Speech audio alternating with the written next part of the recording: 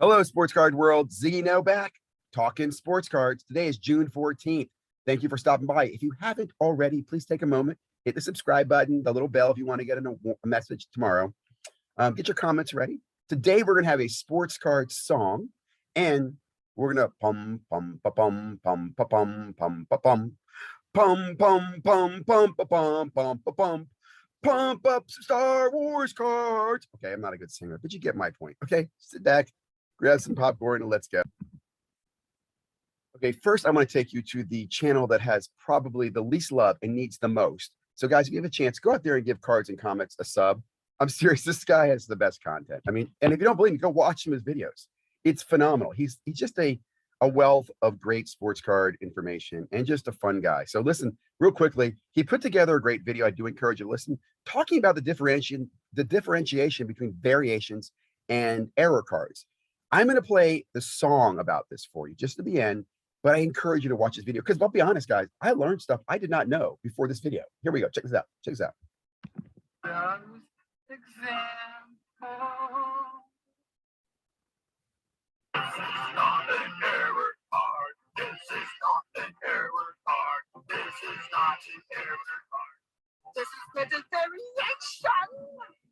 This is an error card. This is an error card. This is an error card. That is a corrected version. Get it? I just love that. I just really love that. So, and it's just at a high level. An error card is where the manufacturer has to actually reprint the corrected card. Like you saw the Barry Bonds, or it wasn't Barry Bonds and it said it was Barry Bonds. They had to reprint that. If they don't reprint it, it just happens to be a variation. I believe that was one of the differentiators. Anyway, really love the video. You check it out. By the way, he does this with his daughter. So if you listen to the end here he is jamming with his daughter. And man, how can you not love this part? I mean, just again, if you're into cards, you're into collecting. I don't care if you're an investor or a whatever. You got a great video. Check it out. Okay, let's swing on over to the other side to a galaxy not too far away. The Celebration. Listen to this. This is my favorite. This is the great curator, Daps, Merle World, and I forget this dude's name. And they're all at Star Wars Celebration. Now, I just want you to listen to this first clip first. Oh, also, please pay attention to this.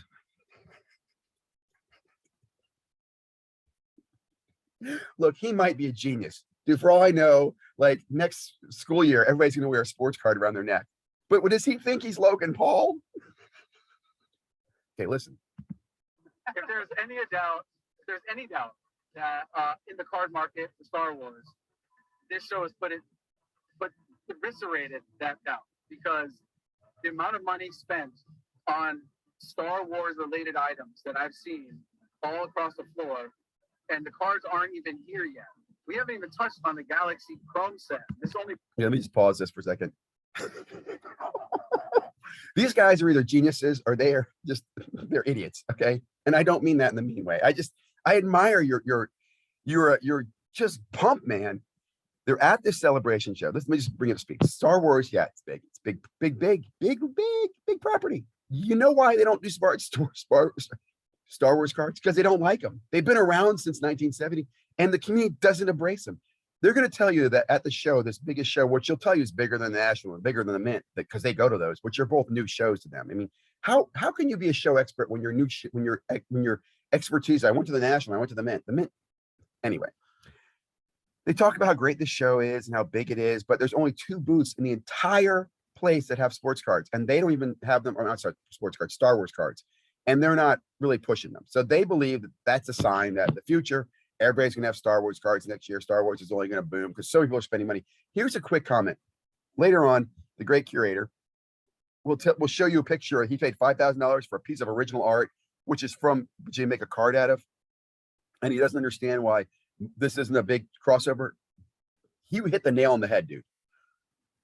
People who collect Star Wars would buy the art. Why would they buy a card that is a reprint of art and then pay a lot of money for the card? You know what I'm saying? Like anything, they're going to, if the physical art is $5,000, then a one-of-one card will be less than the $5,000. Does that make sense? Like if the bar is the original art, then the card is going to be lower than the art. And I don't know why they can't see that. Like that light doesn't come on. Like, does that guy think the piece of card on his neck, because it's a superfractor, it's going to sell for $20,000, when you will get the actual art, a painting for 5,000. You see what I'm saying? Did that make sense? Real quickly, I don't want to spend too much time on these guys, but they do create a refractor club, which I think is hilarious. Which again, all I can say, if you watch this video, you're gonna laugh over and over and over until you start thinking about if you're new to the world and you don't know any better, and then you're probably gonna throw up because you're thinking to yourself how sick these guys are. These guys are parasites in the hobby. I really mean that. You guys are parasites. You're parasitic. You don't care about Star Wars. You clearly don't care about Star Wars. I mean, even when they asked Daps how he'd show up with a sports card group like next year, well, I'd bring you guys. You guys are great Star Wars. Like, this is sad. I'm gonna move on. I'm sorry, but please watch it because it made me laugh. It made me giggle. Okay, more on the collector side. I mean, I'm sorry, on the investor side. Video here from Red Cape Sports. I'm not gonna spend too much time with this, but stop wasting your money. You can listen to this video. It's a video basically on the risks of prospecting on rookies. My only question on this Red Sports is why the hell didn't you have this video out 2 years ago, right? Because it wasn't risky then, right? In 2020, everybody was out just making money. He's a rookie. He's worth $1,000. I still think that message should have been there. Like so much you've been saying, hey guys, I know it's crazy right now, this anomalous 2020, but beware. Remember, in the end, not all rookies don't have value. Prospecting is dangerous. I just wish some of these messages were earlier. I'm glad to see them now. I embrace them. And there's so much more of this. And it's funny. I think Flipping Steve asked, is there a way to do good content in the future? And the answer is, yeah, tell the truth. Tell the freaking truth. Okay, move on. Here is Personal Finance Dad, who does a video kind of similar, right? I know it's a kind of another one of these sports card channels just kind of waking up to, hey man, it's, things aren't going well. Now, I want to also point out, here's a big difference. All these channels right here, these guys created YouTube channels with the goal of profiting. I mean, even Dustin, he created a channel because his goal is he wants to make money off the channel. He's not profiting with cards. I'm not saying that, but they're businesses. They're focused on business. And hold on to that in a moment. And the reason I say this is because, again, I'm going to pick on Dustin. Your video, I'm short-term bear, long-term bull, is just bullshit. Okay, I've been telling you this for a long time. I'm the perfect example of this. I'm selling cards because the market's over inflated. Okay, that means I'm short-term selling. I love the hobby. I love sports cards. I'll be around here for 20 years. That's long-term bull. But that's bullshit the way you state it. Just be man enough and say, hey, I'm a collector and I'm not concerned about what's going on right now, or I'm doing my thing. But you're kind of misleading people by saying, well, I'm short-term bear, but long-term bull. This is what all the companies say. This is what bothers me. No company is investing in sports cards. No investors come in and bought 50, Luka Doncic silvers. Doesn't happen. They've all come in and bought plates and pans and things to help you make money on sports cards. And that's all going to continue to fall. It's just going to crumble. It's a correction. So when you're short-term bear and long-term bull, just be honest. You like sports cards and you don't give a shit what's going on now. Okay, next up, this is a great video from Dan the Card Man. I have been talking about him a lot. His video is a modern rookie card dead. I'm not going to, it's a modern sports card rookie speculation sustainable. His thumbnail is the modern card dead. All I'm going to say is he hits on what we've already been talking about, all the different variations that sports card dad said, or not sports card dad, sports card investor said, and sports card dad brought to the attention yesterday. Let me answer the question. I think this rookie cards are going to die because now you've got the college card. So let's fast forward 100 years. When you want the first card of a player, do you want his Bowman college card, or do you want the fact that he was wearing a airbrush jersey with his pro team? I don't know yet, but I'm going to lean towards the older, more rare will be the future value. And again, rare will be a hard thing to find. Okay, let me move forward here. Another quick video. This one I think is funny. This is Mojo. I follow Mojo. I'm not a huge fan of Mojo. I've watched Sports Card Radio, and I would just say what does bother me is he's walking around his parents' house, which is very clear. He's walking around his parents' house, getting ready for his card show. I love this little line here. I almost feel like, well, listen to this. Shop, maybe open a box, just have fun with it and go from there. So I'm going this blind. I have no idea what to expect, which is like the best feeling in the world. That's where growth happens. When you're uncomfortable, you go through change, you do something different. That's when you grow the most. I'm embracing that today. So let's do this. It's up. Dude, that video clip is going to be used against you. Grow the hell up. You basically are telling me, I'm going to a sports card on the fly. I'm going to wing it. I don't know what's going to happen. That's how I grow. Mojo, man. Okay. Here's the funny part. He gets there. Where is it? He gets there. I'm going to go in here. We're going to make the most most out of it. I hope you guys enjoy this video. If you He gets to the store. It's a Pokemon store. He didn't even research where he was going. I'm just gonna leave it at that. I'm just gonna leave it at that. This is funny. Again, but these are what I refer to as, you know, they're business guys. They're trying to profit off of giving you content they want you to like. I understand. I love it. That's cool. That's cool.